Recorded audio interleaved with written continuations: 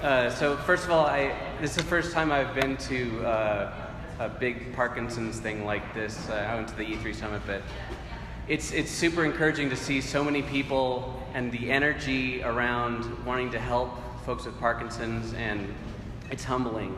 So first of all, thank you so much for being here and supporting the association. It means a lot to me, and I know everybody else here who deals with this. Really quick, because I can, and you can't kick me off the stage quite yet, I'm going to introduce people that are with me. My wife, you don't have to get to stand up, just the way I have. This is my wife, Christy. She's been my rock through this entire thing, and my mom and dad, Venna and Marvin, are here as well. And super dear friends of ours, Beth and Brian Winger, who have supported us and done so much for us throughout this whole thing. And plus the CEO of my company, John Polakowski, is here with his mom, Billy.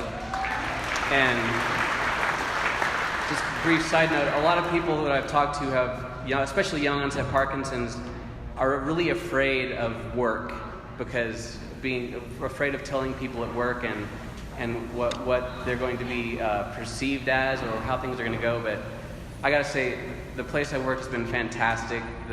They've been so supportive and amazing, and I just can't imagine a better situation. Was that good, John? Okay. Just want to make sure I cover all the bases. So when I agreed to do this talk, I kind of thought that I was one of many speakers, or I didn't know how this program would go. And I checked with Karen at the E3 conference, and I said, so who are the other speakers? And she's like, I think our exact words were, "You're it, bub." So here we are.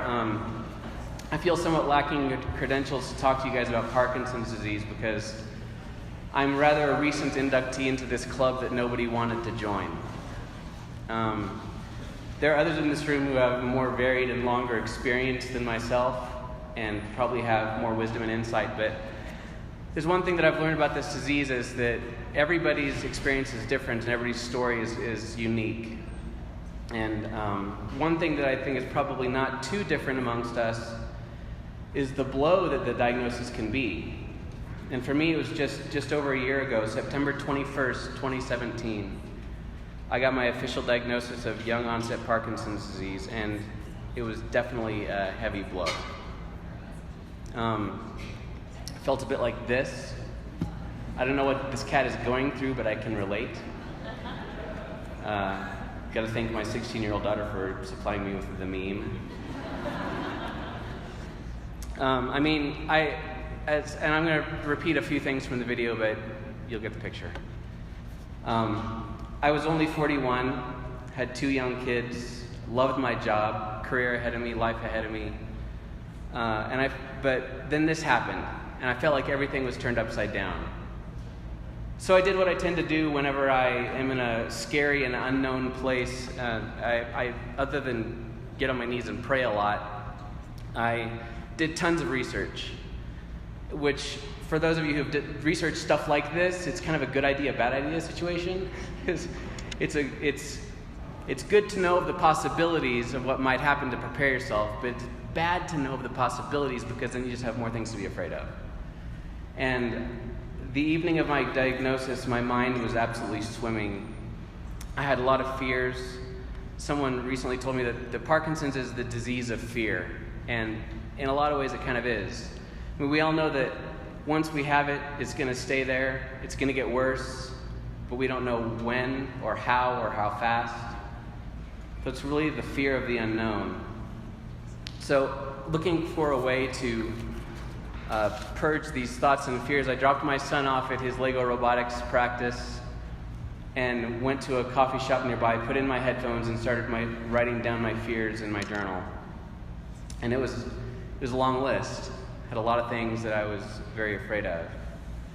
And writing them down definitely helped, but I'll get back to that in a second. One of those fears was that since this was such a shock, that I was kind of afraid that I was going to live in denial and talk myself out of the problem, and I knew that wasn't going to help anything. So I kind of reasoned that, okay, if I tell lots of people, I can't deny it anymore. So I told as many people as I could. I told my friends, family, people at church, at work, and the outpouring of love and support was just absolutely fabulous. It was amazing. And I shared it with the folks at church, and a friend of mine came up afterwards and said, Steve, I can only imagine how scary this is for you. But I want to tell you about a boss I had who had Parkinson's, and he was amazing. He was a fantastic boss. He managed people all over the world, and he had such a positive attitude, and he had good days and bad days, but he never seemed to let it stop him. And he said, Steve, I know this won't be easy, but I've seen it done, and I know you can do it. And that was absolutely the best thing I possibly could have heard at the time. I mean, I was scared of my career and what providing for my family, but I realized Parkinson's isn't something that has to stop me. My life isn't over, my career's not over, it's just the beginning. So with my friend's boss in mind, as you heard in the video, I went to my boss with kind of a plan to expand my role from managing just a couple people to a bigger team. And it happened, and things have been going great. And the whole thing that was kind of amazing to me looking back on it, I was so inspired by this guy I'd never met in my life. And then completely out of the blue, about a month later in a different coffee shop, I ended up randomly meeting this guy who had inspired me so much, and it was Paul French. I'll let you guys know him. He's a member of the board of Parkinson Association. And I ended up joining his excellent support group in Fort Collins, and it's been a massive blessing for Christy and I, and Paul continues to be a huge inspiration to me. Another quick inspiration, as I mentioned already, is Jimmy Choi. Not only is he my age and super active and inspiring, but I'm at the point at which I'm kind of ready, I'm kind of sick of sitting around, and I'm ready to fight back and do something about Parkinson's. So I wanted to do something big and exciting and fight back like he is. And I was amazed at how much money the guy has raised, like a near $1 million he's raised for Parkinson's research and things like that. But I kind of thought, he's kind of a special dude. He's on TV or whatever. I'm never going to be able to do quite that well. But then we had the E3 Summit, and when I got to meet him, I was shaking his hand, and as I was shaking his hand, I had the thought, hold on, this is just like a regular guy. He's not, he's cool, but wait, I'm a regular guy. My kids might not think I'm cool, but I'm kind of cool. Why can't I do this too? And so I decided I wanted to do something big for Parkinson's.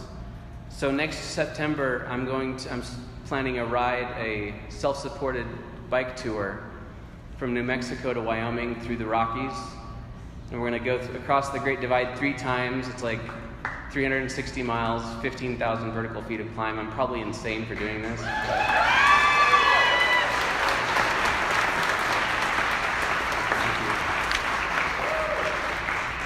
But I'm not just doing it for fun. My friends and I we're getting together to do this, and we've just started planning. And we're going to our goal is to raise $20,000 for the Parkinson Association of the Rockies. And so I think we can do it. And I would love it if you checked out the website. It's rideforpd.org or rideforparkinsons.org. They both go to the same place. But I'm going to get in massive trouble if you wait until next year to donate. You're supposed to donate tonight, so leave lots of cash on the table. But check it out, and you can sign up for updates on that.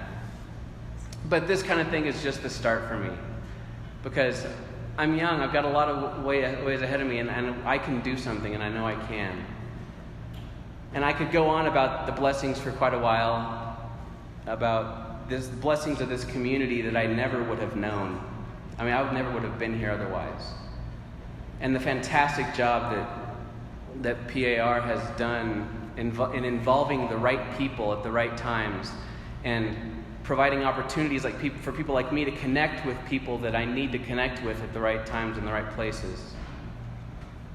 But I could go on, but I'll close with this. When I was in that coffee shop last year, writing out my fears with my music playing in my headphones, I just filled this page with all of my fears. I was getting ready to go on to page 2 when a song started playing in my headphones that stopped me in my tracks. The song was Farther Along by Josh Garrels, and it's a new version of an old hymn. I know some of you may know it. The first few lines say, "Farther along, we'll know all about it. Farther along, we'll understand why. So cheer up, my brothers, and live in the sunshine. We'll understand it all by and by." And as I listened to that song on repeat over and over in my headphones, doing my best not to break down in Starbucks, like I'm doing my best now, I made a choice.